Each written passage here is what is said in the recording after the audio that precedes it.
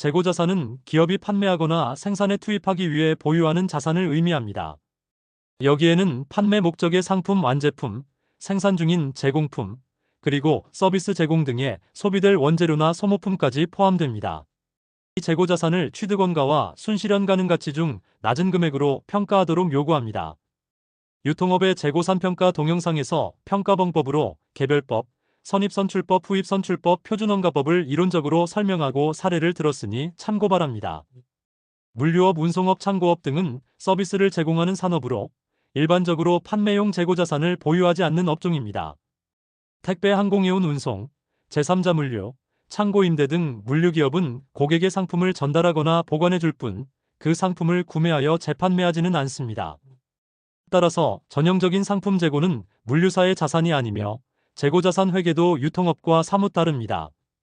물류업에서의 재고자산 관련 주요 사항을 정리하면 첫째, 재고자산의 규모와 구성면에서 보면 대부분의 물류기업은 자체 재고가 미미하며 재고회전율 같은 개념도 의미가 크지 않습니다. 물류사가 보유한 재고라 해봐야 운송에 필요한 소모품이나 연료, 예비부품 정도입니다. 예를 들어 CJ 대한통운의 재무상태표를 보면 2023년 말 재고자산이 약 300억 원 수준으로 이는 동사 총자산 9.7조 대비 극히 작은 비중입니다. 여기에는 포장재, 차량정 비용 부품, 유류 등의 운영 소모품 재고가 포함되었을 것으로 추정됩니다. DHL도 연료와 포장자재 등을 약간 비축하지만 배송 중인 고객 화물은 모두 고객 소유 재고로 간주되어 DHL 재고에 포함되지 않습니다. 물류업체는 주로 서비스용 소모품 재고만 보유하므로 재고자산 평가가 경영성과에 차지하는 영향력은 낮습니다. 둘째, 원가 흐름 가정의 적용면에서는 소모품 재고에 대해서도 국제회계기준 규정을 적용해야 하므로 대부분 선입선출법 또는 평균법으로 원가를 배분합니다. 많은 물류기업이 상시 보충되는 연료, 포장재 등은 평균 단가로 비용화합니다. 예컨대 항공물류사인 카고젯은 연료 재고를 취득원가와 순실현 가능 가치 중 낮은 금액으로 평가한다고 공시하고 이러한 연료 재고의 원가 산정에 일반적으로 가중평균법이 사용됩니다. 사례로 CJ 대한통운은 재고자산 단위원가는 선입선출법과 이동평균법으로 결정한다고 사업보고서에 명시하고 있습니다. 예를 들면 포장자재는 선입선출로, 부품자재는 이동평균으로 처리하는 식으로 재고 항목별로 적절한 방법을 병행하고 있음을 나타냅니다. 다만 이러한 원가 흐름 가정의 선택이 물류기업의 이익에 미치는 영향은 미미합니다.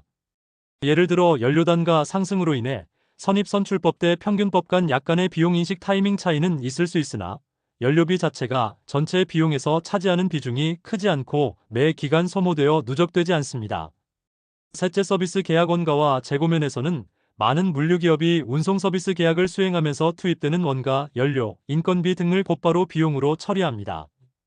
국제회계기준상 서비스 제공을 위한 재료나 소모품은 넓게 보면 재고자산 정의에 포함되지만 금방 소비되거나 금액이 크지 않다면 재고자산 계정으로 잡지 않고 선급비용이나 기간비용으로 인식하기도 합니다. 예를 들면 택배회사가 택배 상자를 대량 구입하더라도 모두 재고로 인식하지 않고 일정 기간 내 소비될 부분은 바로 비용 처리할 수 있습니다. 대부분의 서비스 업체는 재고를 별도로 인식하지 않는다는 지적도 있습니다. 국제회계 기준을 따르면 서비스 제공 과정에서 소비될 원재료나 용품도 재고자산에 포함되므로 규모가 크다면 이를 재고로 계상하는 것이 원칙입니다. 물류업체는 자기 재고가 크지 않아 회계 처리 선택의 유연성이 있고 중요하다면 재고자산으로, 아니라면 기간비용으로 처리를 선택하는 경향이 있습니다. 넷째, 재고자산 평가 손실 및 폐기 물류업의 소모품 재고는 일반적으로 부패나 유행에 민감하지 않아서 평가절하 위험이 적지만 없는 것은 아닙니다. 예를 들어 항공사 해운사의 예비부품은 기술 발전에 따라 사용되지 못하고 재고로 남는 경우가 있습니다. 기체나 선박을 교체하면 남은 구형 부품은 가치가 떨어지므로 순실현 가치로 평가절하해야 합니다.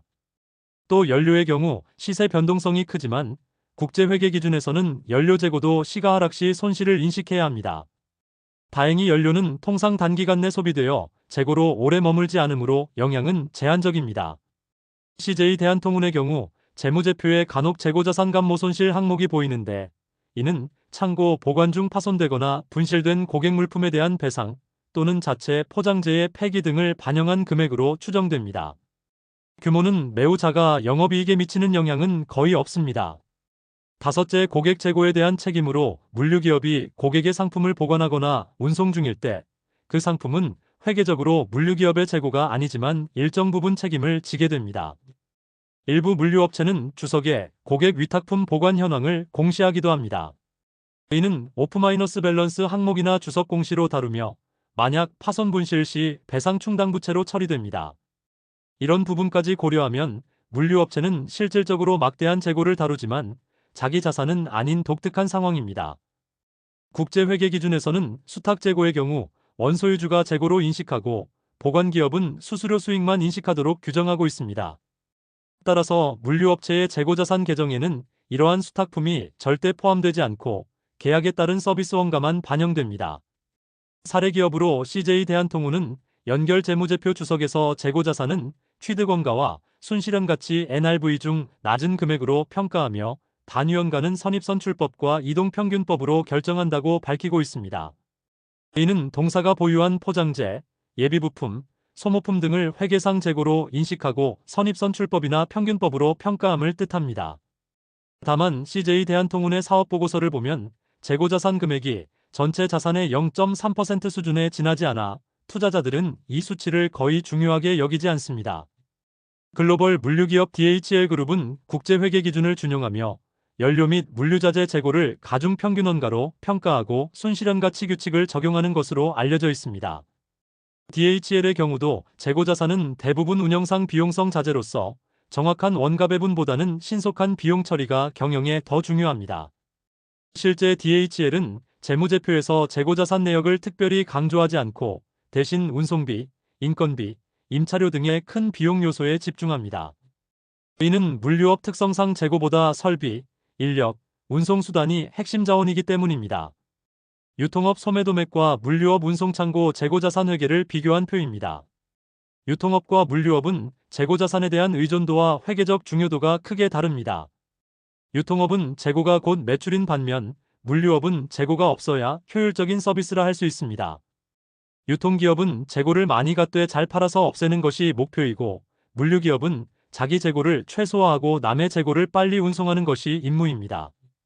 이러한 사업 모델 차이는 회계 처리에서도 나타나 유통업은 재고자산 회계 비중이 높고 방법 선택에 신중을 기하며 물류업은 재고 회계가 보조적 사항에 불과한 모습입니다.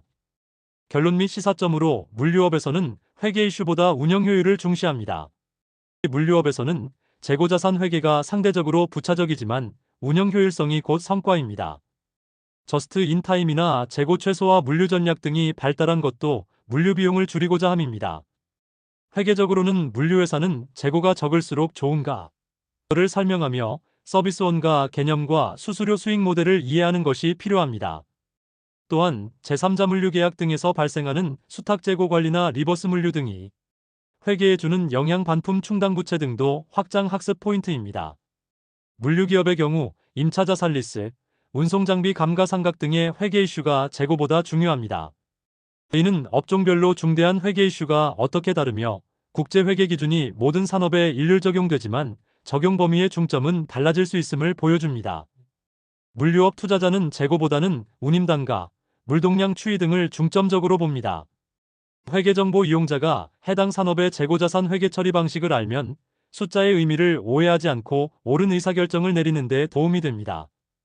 이번 동영상은 물류업종의 재고자산 평가 방법에 대해서 학습하였습니다. 감사합니다.